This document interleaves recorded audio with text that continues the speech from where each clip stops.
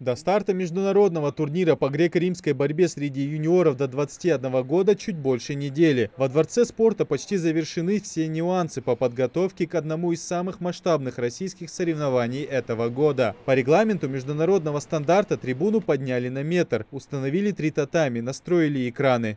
Сделано было, конечно, все. Делаем. Остается меньше, чем недели до старта. Уже команда у нас готовится.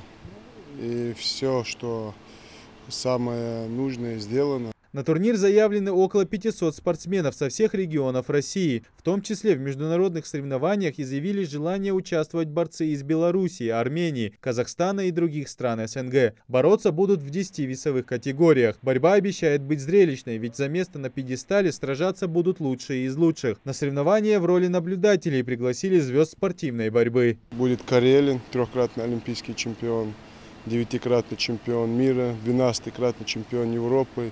Также будет президент федерации Мамишвили Михаил Гераевич. Также ряд наших олимпийских чемпионов. Есть наши соседи Куштов, Альбиев, Бароев. Ряд мы пригласили всех наших именитых спортсменов. Ингушетию представят 15 спортсменов. Турнир по греко-римской борьбе посвящен памяти героя России Алихана Калиматова. Эти соревнования станут заменой первенства мира, куда не смогли попасть наши спортсмены.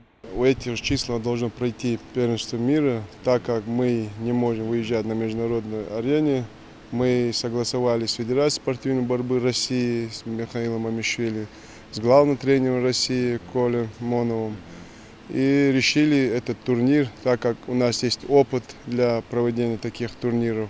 Мы ряд уже провели 3 таких масштабных турнира. Вроде все довольны, все хотят, рвутся к нам.